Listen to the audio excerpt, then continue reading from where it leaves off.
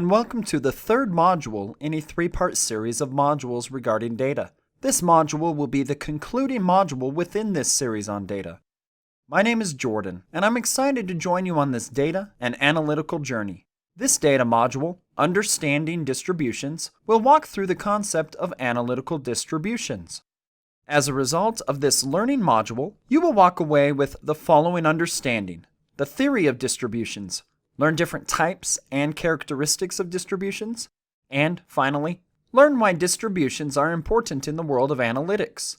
Within this module, we will also be covering a familiar topic that deals with distributions: standard deviation. As was mentioned, this is the final module in a series of 3 modules regarding data. If you haven't already viewed the first and second module, Understanding Data and Understanding Aggregations, we encourage you to do so, as it will provide you more information regarding data. To begin, let's use an example to illustrate a distribution. Let's imagine we are a company that is going to administer a test to local schools, helping to determine how effective a new program will be to the schools. Your company is going to administer a test at the beginning of the program, and then again at the end of the program to see where the student's performance is, and see if improvement occurred during the program. With the test scores, what is one way we could analyze the data to understand how the students performed? One way to do this is by looking at a distribution of the data. We will administer and analyze a pre-programmed test to assess the student's current level, and then administer and analyze a post-programmed test to see if the student's level has improved. In our assessment, the test score results will be spread out from 0 to 100. The whole population of students taking the test will be 5,000 students, spread across multiple schools. Once the students take the test, our distribution of scores can be built and shown. Let's start by taking a look at our results. First, the pre-programmed test results. As mentioned, we are using a distribution to analyze the results. Within our distribution, we have divided our scores into ranges, as can be seen on the x-axis of our chart. Our y-axis is a representation of the total amount of students. Our bars represent the total amount of students who scored within that range of possibilities. From our initial test, we can see a dispersion of the test scores and results. This gives the school and program administrators a chance to see where the students are currently performing. The second distribution we will see represents how test scores looked 6 months after the program was instituted. In our second distribution, we can see how the distribution has shifted towards the right or higher scores. Let's dive into the 2 distributions a bit more and see what they show.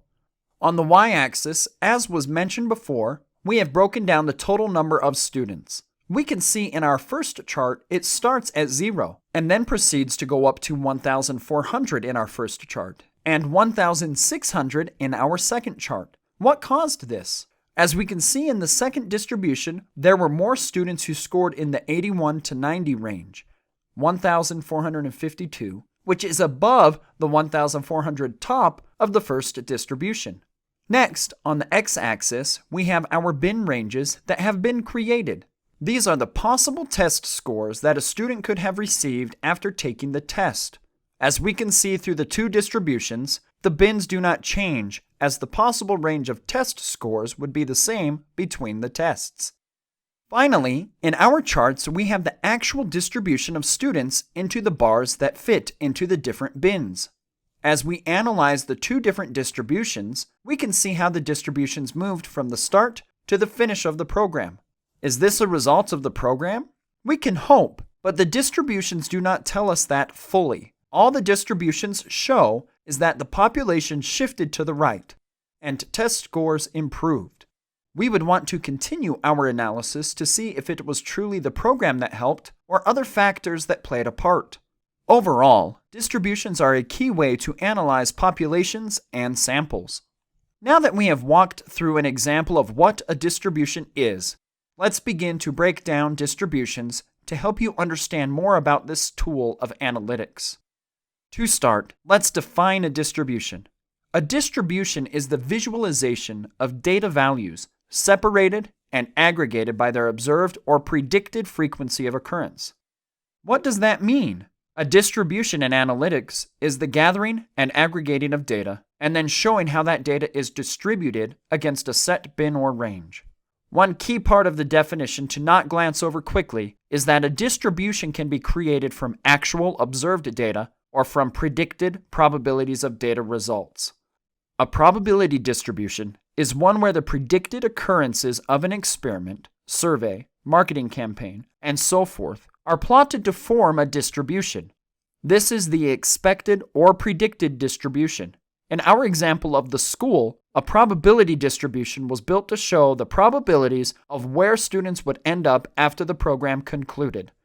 Let's look at that distribution here and compare it against the actual results. When we analyze the probabilistic or predicted distribution compared against the actual results distribution, we can see how close the results were in the end. The predicted distribution does show a shift to the right of the test scores, but ended up being a little more optimistic than what actually occurred. To continue in expanding our understanding of distributions, let's proceed to cover some types of visualizations of distributions. In our example of the school test, we used histograms to visualize the distributions. Frequently, distributions will be visualized by a histogram or box plot.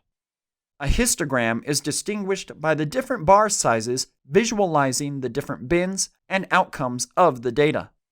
A box plot is another way a distribution can be visualized.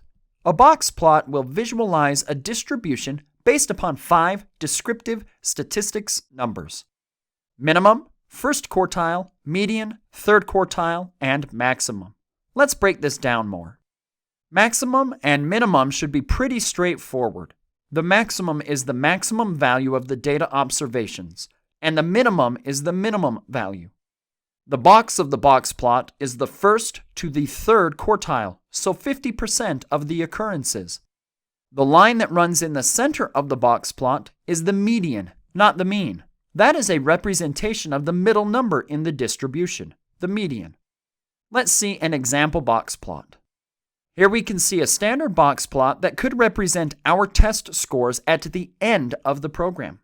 Remember, the box plot shows the 5 descriptive statistics numbers: minimum, maximum, first quartile, third quartile, and median. Let's show where each of these are. The line that goes across the middle of the box is the median. Remember, the median is the middle number in our data distributions. The bottom of the box is the first quartile. This means that 25% of the observations will fall below the bottom of the box. The top of the box is the third quartile, which means that 25% of the observations fall above the top of the box. Then the lines, or whiskers, represent the minimum and maximum. Now, why is there a dot at the bottom, just below 35%, which is the minimum? Herein is part of the box plot calculation. The dots represent outliers. Why would the outlier not represent the minimum or maximum within the box plot? That is an interesting question. Box plots represent a unique way to represent data, as they show data that is considered reasonable.